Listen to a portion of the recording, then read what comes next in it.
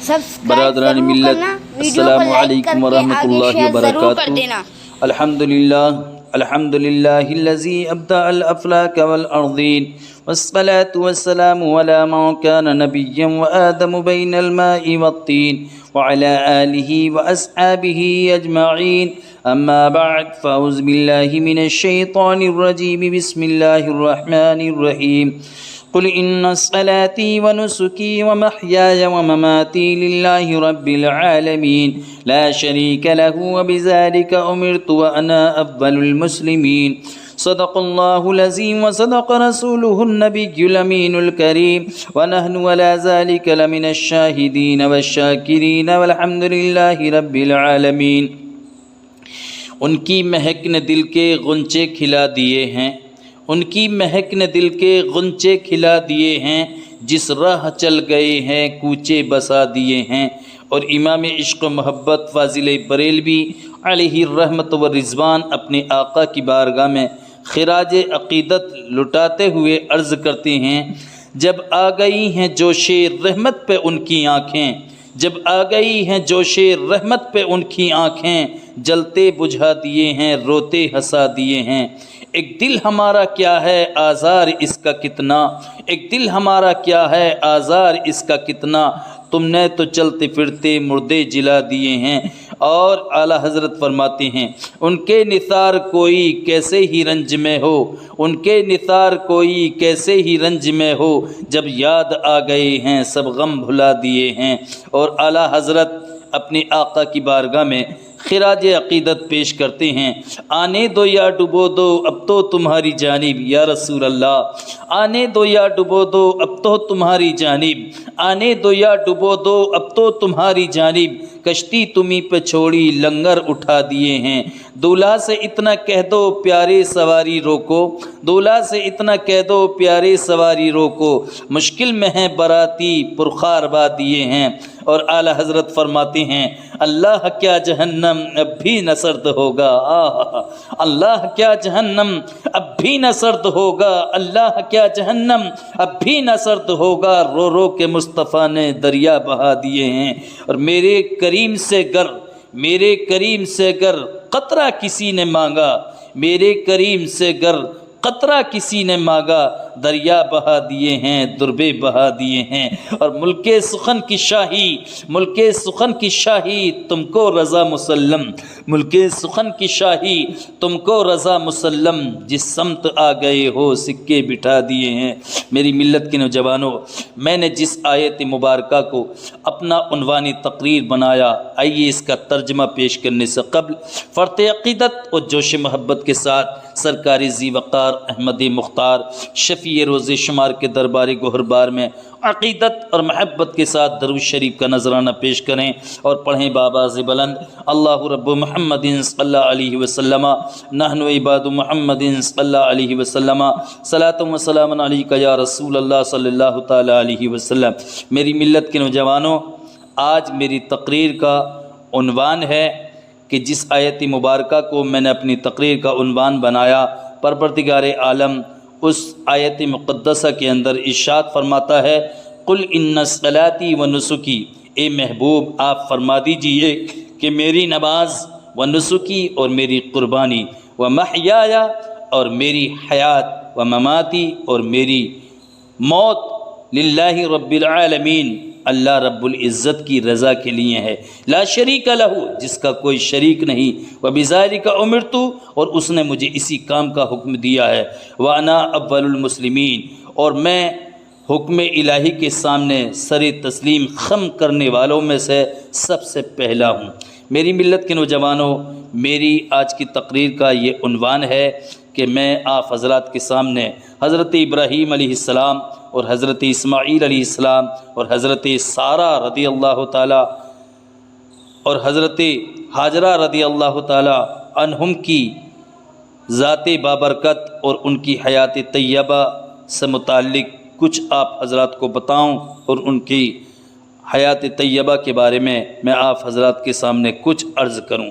تو میری ملت کے نوجوانوں، یہ قربانی جو حضرت ابراہیم علیہ السلام نے اپنی بارگاہ، اپنے رب کی بارگاہ میں پیش کی، جب جان کی قربانی کی ضرورت پڑی تو حضرت ابراہیم علیہ السلام نے جان کی قربانی پیش کی، اور جب بیٹی کی قربانی پیش کرنی پڑی تو بیٹے کی قربانی پیش کی، اور جب مال کی قربانی پیش کرنی پڑی تو مال کی قربانی پیش کی۔ میری ملت کے نوجوانوں، یہ تینوں چیزیں جان، مال اور اولاد بڑی امپورٹنٹ ہیں، اور یہ پتہ اس وقت چلتا ہے جب آدمی ان چیزوں سے دوچار ہوتا ہے کہ میری ملت کے نوجوانوں کہ جب جان کی باری آئی تو حضرت ابراہیم علیہ السلام نار امرود میں چھلانگ لگا دیے، اور جب اولاد کی باری آئی تو حضرت ابراہیم علیہ السلام نے اپنے اکلوتے جس کو 90 سال کی عمر میں دعاؤں کے ذریعے سے مانگا تھا اس کو اللہ کی بارگاہ میں قربان کرنے کے لیے تیار ہو گئے،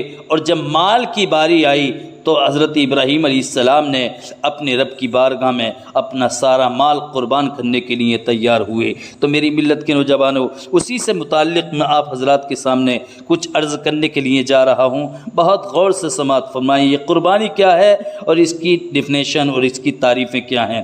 قربانی کا عرفی اور شرعی معنی یہ ہے کہ 10ویں ذی الحجہ کو سنت ابراہیمی کے مطابق عمل کرتے ہوئے قربانی کا مخصوص جانور ذبح کیا جائے، اور اس سنت پر عمل پیرا ہونے کا حکم امت محمدیہ علیہ السلام کو بھی دیا گیا ہے۔ اللہ تعالیٰ فرماتا ہے فَصَلِّ لِرَبِّكَ، اے محبوب آپ اپنے رب کے لیے نماز پڑھیے، وَانْحَرْ، اور اپنے رب کے لیے قربانی پیش کیجیے۔ میری ملت کے نوجوانوں، قربانی ذبح کریں، قربانی پیش کریں، یہ اس لیے آپ نے خود بھی ہر سال اپنی طرف سے اور اپنی امت کی طرف سے قربانی کے جانور ذبح کیے، اور اپنے غلاموں کو بھی یہ حکم دیا کہ جو صاحب نصاب، مالک نصاب ہو، وہ بھی قربانی دیا کرے۔ ہم چونکہ حضور علیہ السلام کی امتی ہے، اس لیے ہمیں حضور صلی اللہ علیہ وسلم کی سنت کے مطابق ہی قربانی دینا واجب ہے، یعنی 10ویں ذی الحجہ کو عید کی نماز کے بعد قربانی کا مخصوص جانور ذبح کیا جائے، اسے قربانی کہتے ہیں۔ قربانی کا پس منظر کیا ہے، اس کو بہت غور سے سنیں۔ حضرت زید بن ارقم رضی اللہ تعالی عنہ سے روایت ہے، بڑی مقدس اور بڑی پیاری حدیث ہے کہ صحابہ کرام نے رسول اللہ صلی اللہ علیہ وسلم کی خدمت میں عرض کی، یہ قربانیاں کیا ہیں یا رسول اللہ؟ آپ نے فرمایا یہ تمہارے باپ حضرت ابراہیم علیہ السلام کی سنت ہے۔ تو انہوں نے عرض کی، یعنی صحابہ کرام نے رسول اللہ کی بارگاہ میں عرض کی کہ ان میں ہمیں کیا ثواب حاصل ہوگا؟ تو آپ علیہ السلام نے فرمایا کہ اس کے ہر بال کے بدلے ایک حسنہ حاصل ہوگی۔ کیا مطلب؟ حسنہ سے مراد 10 نیکیاں ہیں۔ پھر انہوں نے عرض کی کہ صوف یعنی اون کا کیا حکم ہے؟ تو آپ علیہ السلام نے فرمایا کہ اون کے ہر بال کے بدلے بھی ایک ایک حسنہ یعنی 10 نیکیوں کا ثواب حاصل ہوگا۔ تو میری ملت کے نوجوانوں، یہ قربانی کا عرفی اور شرعی معنی ہے، اور یہ حدیث مبارکہ جو میں نے آپ حضرات کے سامنے پیش کی، یہ قربانی سے متعلق اور اس کے ثواب اور اس کی نیکیوں سے متعلق تھے۔ اب ہم اپنے اصل موضوع کی طرف پلٹ آتے ہیں کہ حضرت ابراہیم علیہ السلام کی 2 بیویاں تھیں، ایک حضرت سارہ، ایک حضرت ہاجرہ رضی اللہ تعالی عنہما۔ حضرت سارہ رضی اللہ تعالی عنہا حضرت ابراہیم علیہ السلام کے چچا ہاران کی بیٹی تھیں۔ اس رشتے سے وہ آپ کی چچا زاد بہن بھی تھیں۔ قدرت نے انہیں ظاہری حسن اور باطنی کمال کے حوالے سے بے مثال بنایا تھا۔ آپ ان خواتین میں سے تھیں جن کے جمال صورت سے آنکھیں خیرہ ہو جاتی ہیں، اور کمال باطن اور طہارت نفس کا یہ عالم تھا کہ ان میں وہ اوصاف خاصہ موجود تھے جو ایک نبی کے لیے ضروری ہیں۔ اگر عورتیں نبی بن سکتیں تو وہ نبی ہوتیں۔ حضرت ابراہیم خلیل اللہ علیہ السلام نے ان سے نکاح فرما لیا۔ اس دور کی بات ہے جب بابل پر نمرود کی حکومت تھی جو خدائی کا دعوے دار تھا۔ جب حضرت ابراہیم علیہ السلام نے اس کی جھوٹی خدائی کو چیلنج کیا اور ان کے بتوں کی درگتی بنائی تو اس نے آپ کو آگ میں ڈال دیا۔ قدرت کریم نے آگ کو گلزار بنا دیا۔ جب آپ نے دیکھا کہ تبلیغ و اشاعت دین کے لیے یہاں کے حالات سازگار نہیں ہیں تو آپ نے مصر جانے کا فیصلہ کر لیا، مصر جانے کا ڈیسیزن لے لیا۔ چنانچہ اپنے بھتیجے حضرت لوط علیہ السلام اور اپنی بیوی حضرت سارہ رضی اللہ تعالی عنہا کو لے کر مصر روانہ ہو گئے۔ مصر کا حکمراں ایک بد کردار شخص تھا۔ جب اسے پتہ چلا کہ کچھ لوگ مصر آئے ہیں اور ان کے ہمراہ ایک حسین عورت بھی ہے، تو اس نے اپنے کارندوں کے ذریعے حضرت سارہ رضی اللہ تعالی عنہا کو اپنے محل میں بلا لیا۔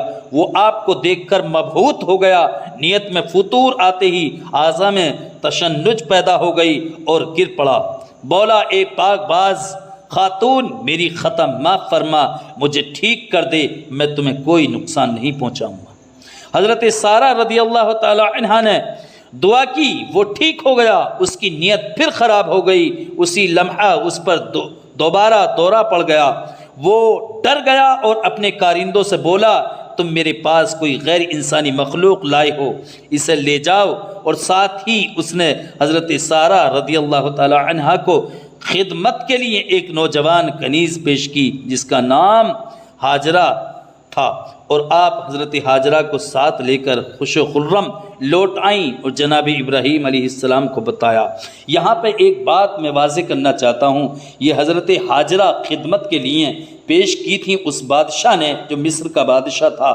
جب حضرت سارہ رضی اللہ تعالی عنہا کی یہ کرامت واضح ہوئی اور اس نے دیکھی کہ وہ شل ہو گیا تھا، ٹھنڈا ہو گیا تھا، جب اس نے بری نیت سے حضرت سارہ کی طرف ہاتھ بڑھایا تھا، تو جب وہ ٹھیک ہو گیا اور اس نے معافی مانگی، اور معافی مانگنے کے بعد حضرت سارہ رضی اللہ تعالی عنہا نے اس کی معافی کو یعنی اس کے عذر کو قبول کیا اور اس کے لیے دعا کی، تو وہ ٹھیک ہو گیا۔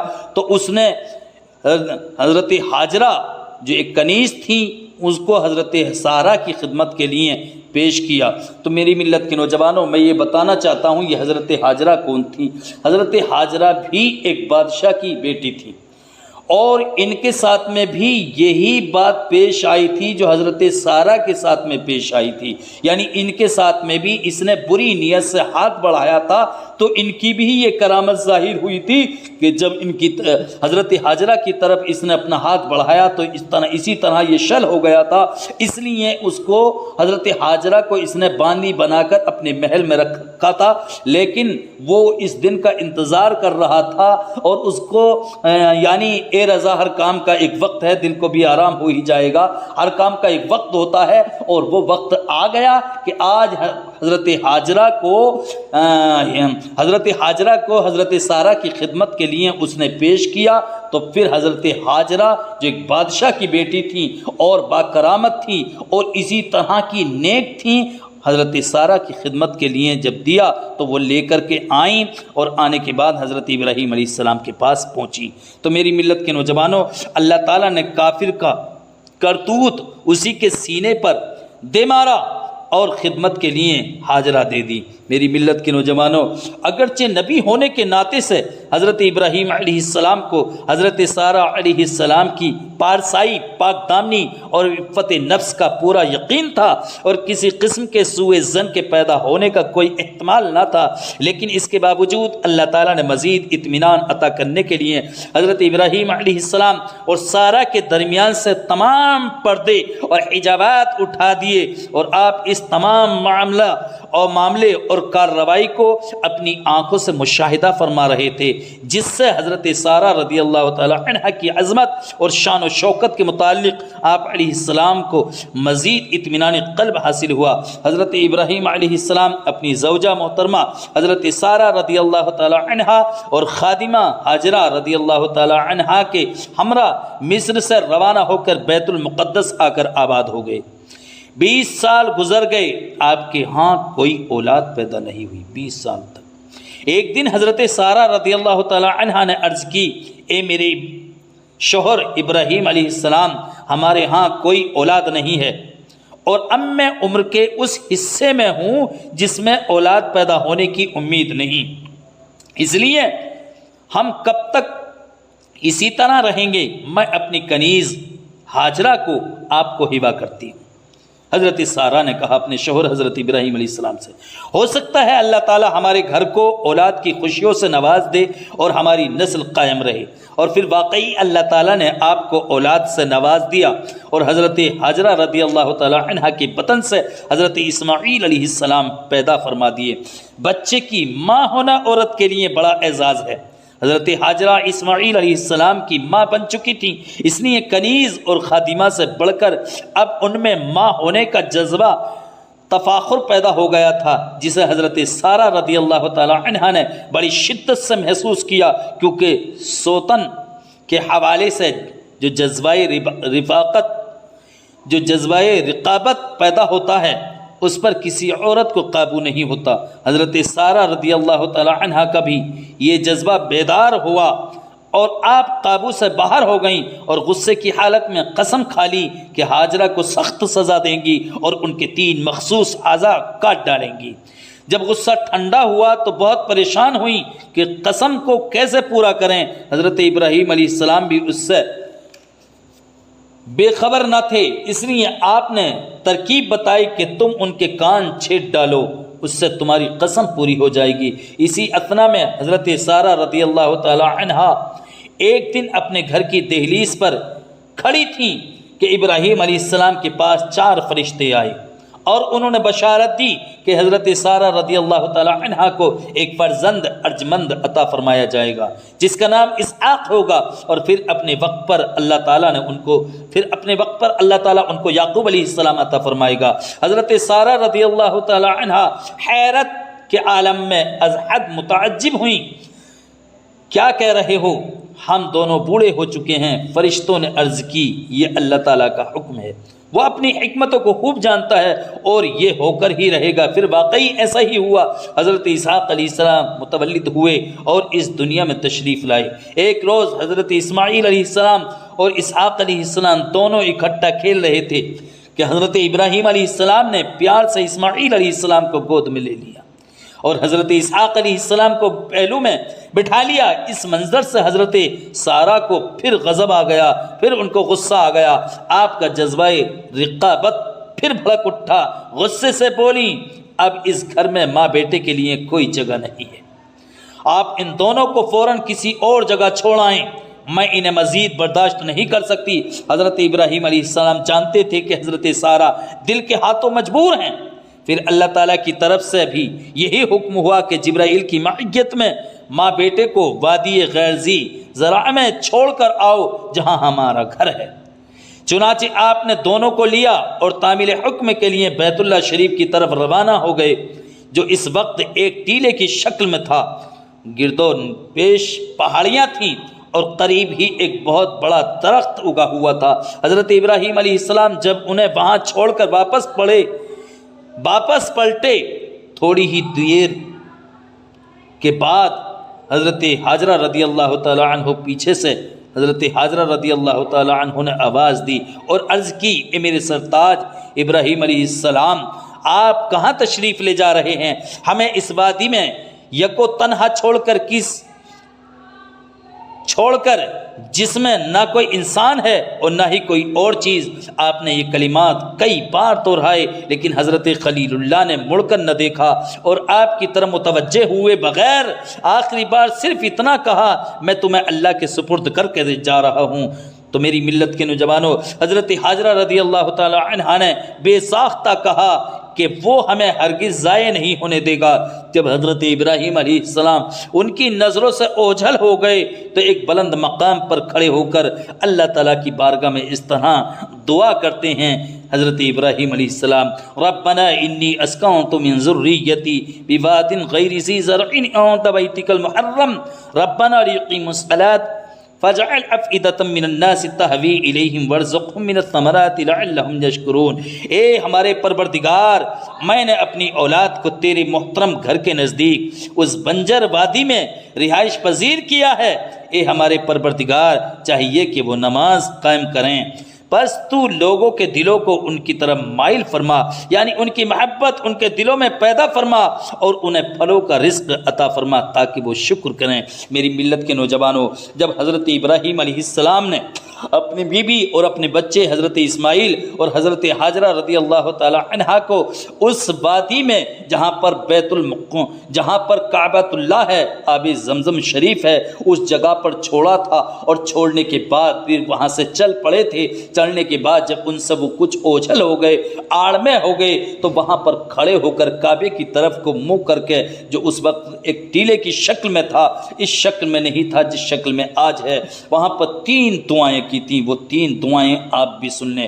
ایک دعا تو یہ کی تھی، پروردگارا میں اپنی کچھ اولاد تیرے گھر کے پاس چھوڑ کے جا رہا ہوں، اپنی بیوی کو چھوڑ کے جا رہا ہوں، اپنے بچے کو چھوڑ کے جا رہا ہوں۔ مولا میں تجھ سے ایک دعا یہ کرتا ہوں کہ تو ان کو نمازی رکھ کہ یہ نماز پڑھیں، اور دوسری دعا یہ کرتا ہوں پروردگارا کہ تو لوگوں کے دلوں کو ان کی طرف مائل کر دے، راغب کر دے، اور تیسری دعا یہ کرتا ہوں اے پروردگار عالم تو ان کو پھلوں کا رزق عطا فرما۔ میری ملت کے نوجوانوں، آج دیکھو کہ روز روشن کی طرح وہ ان کی 3 دعائیں نظر آتی ہیں۔ ایک دعا تو یہ تھی کہ مولا تو ان کو نمازی رکھ، میری ملت کے نوجوانوں، دوسری مسجدوں میں آپ 1,00,000 رکعت نماز پڑھو اور کعبۃ اللہ میں 1 رکعت پڑھو، تو وہ 1,00,000 رکعت جو دوسری مسجدوں میں آپ نے نماز پڑھی ہے، اس سے افضل وہ 1 رکعت ہے جو کعبۃ اللہ کے اندر پڑھی جائے۔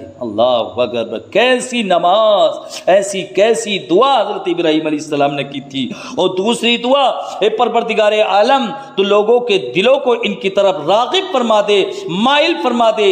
آج کائنات کا ہر مسلمان یہ چاہتا ہے کاش اپنی لائف میں، اپنی زندگی میں 1 مرتبہ کعبۃ اللہ دیکھنے کو مل جائے۔ ہر ایک کی یہ حسرت ہوتی ہے، چاہے اس کو دیکھنے ملے یا نہ ملے۔ اور تیسری دعا جو یہ کی تھی کہ مولا تو ان کو پھلوں کا رزق عطا فرما۔ اے میری ملت کے نوجوانوں، یہ بات بھی روز روشن کی طرح آیا ہے کہ کائنات میں کوئی پھل ملے یا نہ ملے، آج جا کر دیکھ لو کہ مکہ المکرمہ کی سرزمین پر ہر وہ پھل موجود ہے جو کائنات کے کسی خطے میں ملے یا نہ ملے وہاں پر موجود ہے۔ یہ تینوں دعائیں ایسی قبول فرمائی پروردگار عالم نے اپنے ابراہیم خلیل اللہ کی کہ روز روشن کی طرح آیا ہیں۔ آپ علیہ السلام کی یہ دعا اللہ تعالیٰ کی بارگاہ میں مقبول ہوئی، اور لوگوں کے دلوں میں اللہ تعالیٰ نے اس جگہ کی محبت پیدا فرما دی۔ اور دنیا کا کوئی ایسا پھل نہیں جو مکہ مکرمہ میں دستیاب نہ ہو، یہ آپ علیہ السلام کی دعا کا ہی نتیجہ ہے۔ اب لوگ دنیا کے گوشے گوشے سے سفر کی صعوبتیں، تکلیف برداشت کرتے ہوئے وہاں حاضر ہوتے ہیں۔ حضرت ہاجرہ رضی اللہ تعالی عنہا حضرت اسماعیل علیہ السلام کی پرورش کرتی رہیں، ان کو پالتی رہیں، اور جب پانی اور کھجوریں ختم ہو گئیں، جو حضرت ابراہیم علیہ السلام کچھ پانی اور کچھ کھجوریں حضرت ہاجرہ کو دے کر کے آئے تھے، تو حضرت ہاجرہ ان کھجوروں کو کھاتی، پانی پیتی اور اپنے بچے کو دودھ پلاتی، ان کی پرورش کرتی رہتی۔ لیکن جب یہ تمام توشہ، تمام کھانے پینے کی اشیاء ختم ہو گئیں، تو آپ قریب ہی صفا، ایک پہاڑی کا نام ہے، وہاں پر تشریف لے گئیں تاکہ دور و نزدیک کہیں کوئی آبادی نظر آ جائے اور وہاں سے پانی اور غذا حاصل کی جائے۔ پھر وہاں سے مربع پہاڑی پر چڑھیں۔ تو میری ملت کے نوجوانوں، مربع پہاڑی پر جب وہ تشریف لے گئیں، لیکن وہاں بھی آبادی کا کوئی نشان نظر نہ آیا۔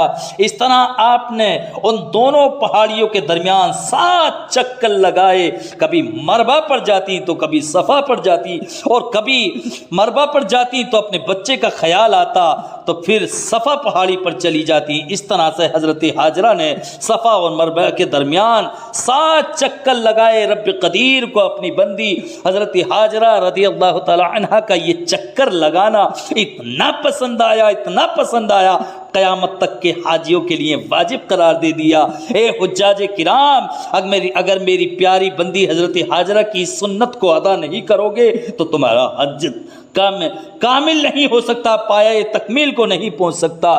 تو یہ 7ویں چکر میں جب آپ مربع پر تشریف لے گئیں تو دیکھا جہاں حضرت اسماعیل علیہ السلام آرام فرماتے، وہاں آپ کے قدموں کے نیچے سے پانی کا چشمہ جاری ہو گیا۔ اسی چشمے کو آب زمزم کہتے ہیں میری ملت کے نوجوانوں۔ اس کا پانی غذا بھی ہے اور ہر قسم کی بیماریوں کے لیے شفا اور علاج بھی ہے۔ پیارے آقا صلی اللہ علیہ وسلم کی ایک حدیث اسی سے متعلق سنیں، ایمان تازہ ہو جائے گا، عقیدہ پختہ ہوگا۔ حضور علیہ السلام نے فرمایا جب تم آب زمزم نوش کرنے لگو تو کھڑے ہو کر یہ دعا مانگو، اللہم ارزقنی رزقا واسعا حلالا طیبا وعلما نافعا وشفاء کاملا من کل داء۔ اے اللہ تعالیٰ مجھے وسیع حلال اور رزق طیب عطا فرما اور مجھے علم نافع اور ہر بیماری سے کامل شفا عطا فرما۔ تو میری ملت کے نوجوانوں، یہ تھا حضرت ابراہیم اور حضرت ہاجرہ اور حضرت سارہ، حضرت ہاجرہ کا کچھ واقعہ اور کچھ بیان اور کچھ خاصے جو میں نے آپ حضرات کے سامنے بیان کیے۔ اللہ کی بارگاہ میں دعا ہے پروردگار عالم ہماری اس بات کو اپنی بارگاہ میں قبول و مقبول فرما، ہم تمام کے لیے بخشش و نجات کا ذریعہ بنا۔ استغفر اللہ ربی من کل ذنب و خطیۃ و اتوب الیہ وما علینا الا البلاغ المبین۔ السلام علیکم۔